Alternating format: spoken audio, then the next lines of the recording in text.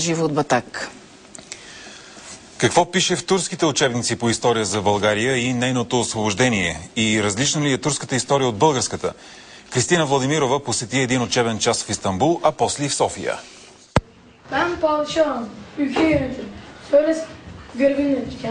В Турция история на Османската империя се учи за пръв път в 7-ми клас.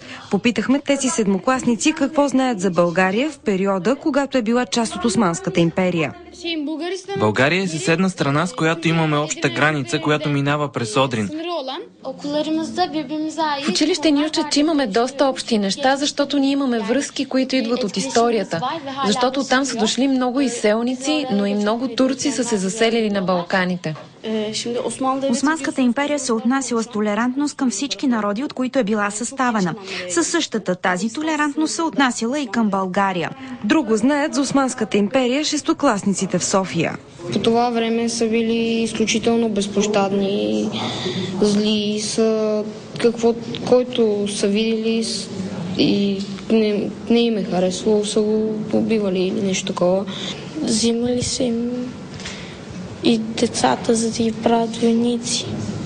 За да видим какво знаят децата за България и османското владичество, решихме да разгледаме един турски учебник по история. Единственото нещо, което има там за България, е броят на паметниците, които оставят османците по нашите земи. Защо не сме интересни за турските учебници? За османците, значи, този район е важен като най-близкото до империята, но до столицата, до сърцето на империята. Но като нещо друго не.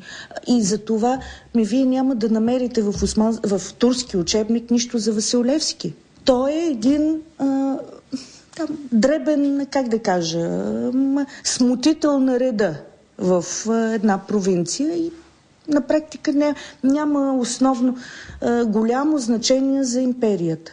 Въпреки че незначителна част от империята, загубата на България е повратен момент в историята на османците.